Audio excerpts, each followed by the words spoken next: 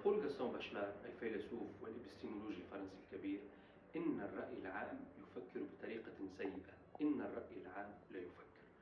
وهذا حقيقة ما يبين أهمية الفلسفة والعلاقة بين الفلسفة واليوم.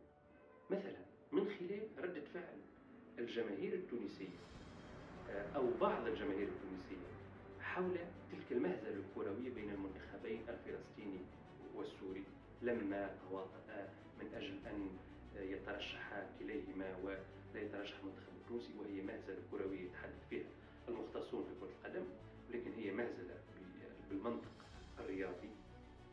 فإن ما يهمني هو ردة فعل بعض الجماهير التونسية والكثيرة حول هذه المهزلة الكروية.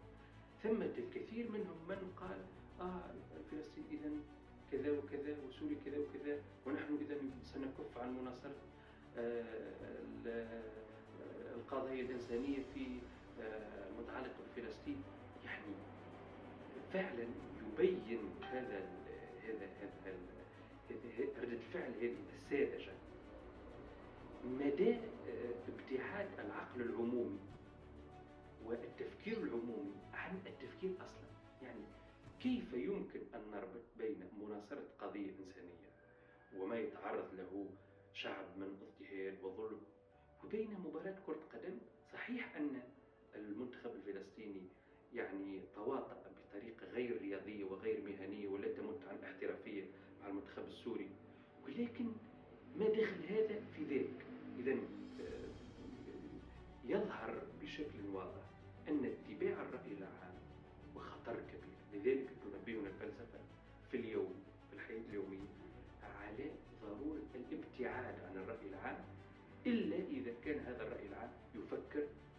لذلك قال باشلار هذا القول: إن الرأي العام والرأي لا يفكر، ويفكر بطريقة سيئة، وهو أصلا لا يفكر.